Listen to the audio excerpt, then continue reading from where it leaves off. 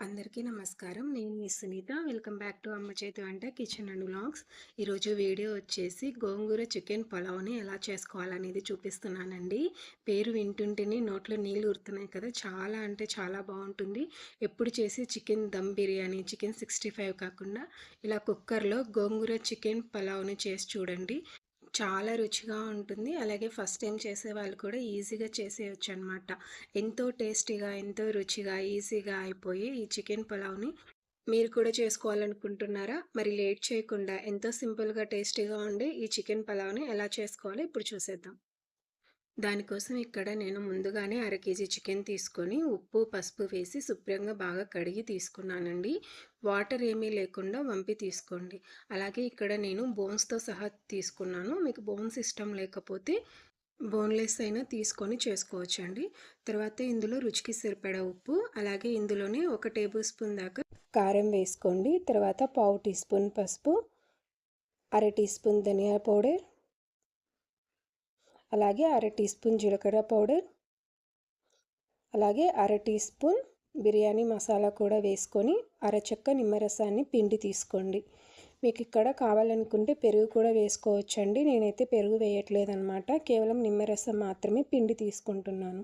ఇలా నిమ్మరసం వేసుకున్న తర్వాత ఈ ఉప్పు, కారం, మసాలాలన్నీ కూడా ఈ చికెన్‌కి చక్కగా పట్టే విధంగా బాగా కలుపుకోండి.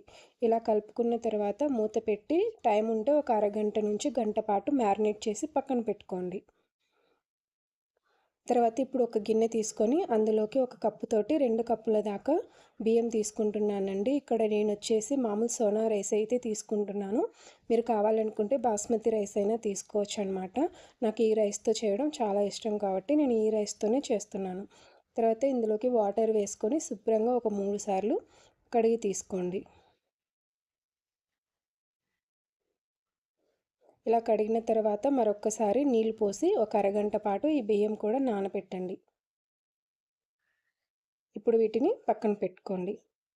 తర్వాత స్టవ్ పైన ఒక కడాయి పెట్టుకొని అందులోకి చిన్న సైజు కట్టలైతే 2 కట్టలు, పెద్ద సైజు కట్ట అయితే ఒక కట్ట దాకా గోంగూర తీసుకొని శుభ్రంగా కడిగి వాటర్ ఏం లేకుండా కడాయిలోకి తీసుకొని ఒక టీ స్పూన్ దాకా ఆయిల్ వేసుకొని ఈ గోంగూర అంతా కూడా మెత్తగా అయ్యేటట్టు బాగా కలుపుతూ బాగా ఫ్రై చేసుకోండి. మీరు ఇక్కడ ఉప్పు వేయనవసరం లేదండి. కేవలం కొద్దిగా ఆయిల్ వేస్తే సరిపోతుంది. మంటని మీడియం ఫ్లేమ్లో పెట్టుకొని ఇక్కడ వీడియో క్లిప్లో చూపిస్తున్నట్టు ఈ విధంగా బాగా మెత్తగా అయితే మగ్గించుకొని తీసుకోండి.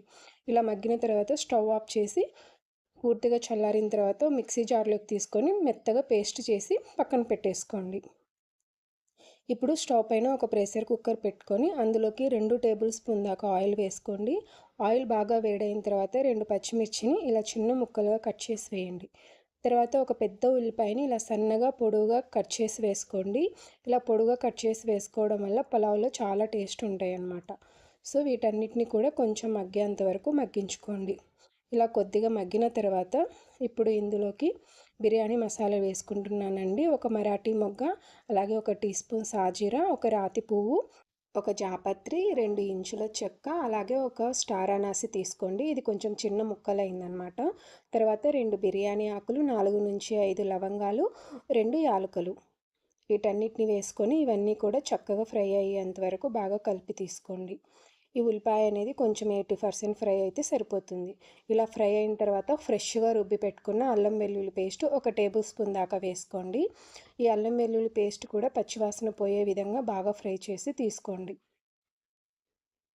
ఇక్కడ వీడియో క్లిప్‌లో చూపిస్తున్నా కదా! ఈ విధంగా బాగా ఫ్రై అయిన తర్వాత మనం మ్యారినేట్ చేసి పక్కన పెట్టుకున్న చికెన్ అంతా కూడా ఇందులోకి తీసుకోండి. ఇలా తీసుకున్న తర్వాత బాగా కలుపుకోండి. బాగా కలిపి చికెన్ నుంచి వాటర్ వస్తుందనమాట. ఆ వాటర్ అంతా కూడా ఎగిరిపోయి ఆయిల్ సపరేట్ అయ్యేంత వరకు మూత పెట్టి మధ్య మధ్యలో కలుపుతూ ఒక 5 నిమిషాల పాటు బాగా ఉడికించుకోండి. ఇలా మధ్యలో మూత తీస్తూ కలుపుతూ ఉడికించుకోవాలండి. ఇక్కడ వాటర్ అనేది ఇంకా రాలేదన్నమాట. సో మరొకసారి కలిపి ఈ విధంగా ఉడికించుకున్నామంటే ఒక 5 నిమిషాలకి ఇక్కడ చూస్తున్నారు కదా వాటర్ అంతా కొంచెం వచ్చి తర్వాత ఆయిల్ సపరేట్ అయింది కదా! ఈ విధంగా బాగా ఉడికించుకోవాలి. ఇక్కడే మనం ముక్క మెత్తబడే వరకు ఉడికించుకోవాలి అండి. ఇలా ముక్క మెత్తబడిన తర్వాత మనం మిక్సీ పట్టి పక్కన పెట్టుకున్న గోంగూర పేస్ట్ అంతా కూడా ఇందులోకి తీసుకోండి. ఇలా తీసుకున్న తర్వాత ఈ గోంగూర పేస్ట్ అంతా కూడా పచ్చివాసన పోయే విధంగా బాగా ఫ్రై చేసి తీసుకోవాలండి. అయితే ఇలా ఫ్రై చేసేటప్పుడు మీరు ఇక్కడ వాటర్ తీసుకోకూడదనమాట. కేవలం గోంగూరలో ఉండే వాటర్‌తోనే సరిపోతుందనమాట. ఇలా మూత పెట్టి గోంగూర నుంచి వాటర్ రిలీజ్ అయ్యి గోంగూర అంతా కూడా పచ్చివాసన పోయి మంచిగా వేగేంత వరకు బాగా ఫ్రై చేసుకోవాలి. చూడండి మూత తీసి చూపిస్తే వాటర్ అనేది పైకి తేలింది కదా! ఈ విధంగా ఉడికించుకోవాలన్నమాట.